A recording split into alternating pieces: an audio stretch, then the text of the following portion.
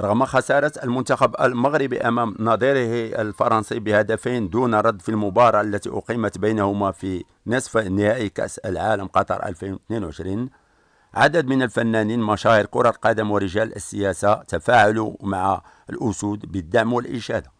لذا سنقدم لكم عبر هذا الفيديو أقوى ردود فعل مشاهير العالم على هزيمة الأسود الغير منتظرة، منهم نجوم اللعبة كأوزيل وبن عطية، ورؤساء كالرئيس الفرنسي إيمانويل ماكرون والرئيس الأمريكي جو بايدن، وفنانين كنونسي عجرم. فابقوا معنا.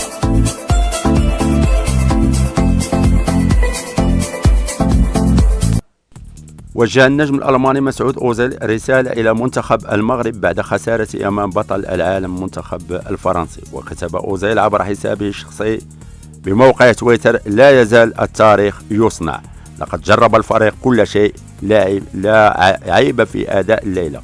وأضاف: يمكن لجميع المغاربة أن يفخروا بشكل لا يصدق. ونشر النجم والدولي المغربي السابق بن عطية صورة للمنتخب المغربي عبر حسابه على انستغرام، وعلق عليها: فخر كبير واحترام كبير، أنتم أساطير.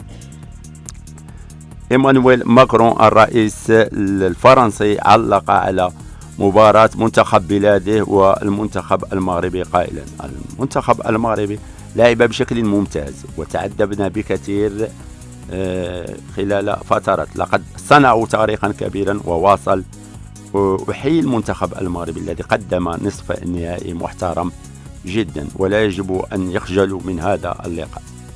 جو بايدن الرئيس الأمريكي علق هو الآخر وكتب قائلا: المغرب أول دولة إفريقية تصل إلى المربع الذهبي في المونديال.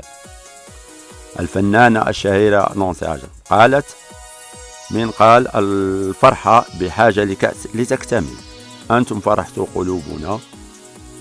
كتبت التاريخ، قدمت أجمل صورة عن الشباب العربي، واجتمع الكل على حبكم، إنه إنجاز أكبر وأغلى من أي كأس. تحية للأسود، فخر العرب. النجم الفرنسي كيليان مبابي قال: المغرب منتخب عظيم وقام بإنجاز تاريخي، أتمنى لكم التوفيق والحصول على المركز الثالث.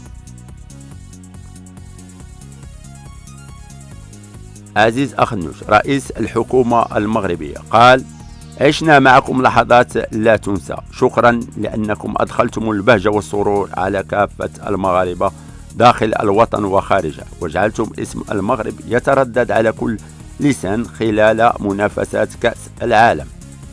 عمرو دياب النجم المصري الكبير وجه رسالة دعم وتشجيع للمنتخب المغربي، وكتب عبر صفحاته في مواقع التواصل الاجتماعي: أنتم فخر لنا، شرفتونا يا أبطال.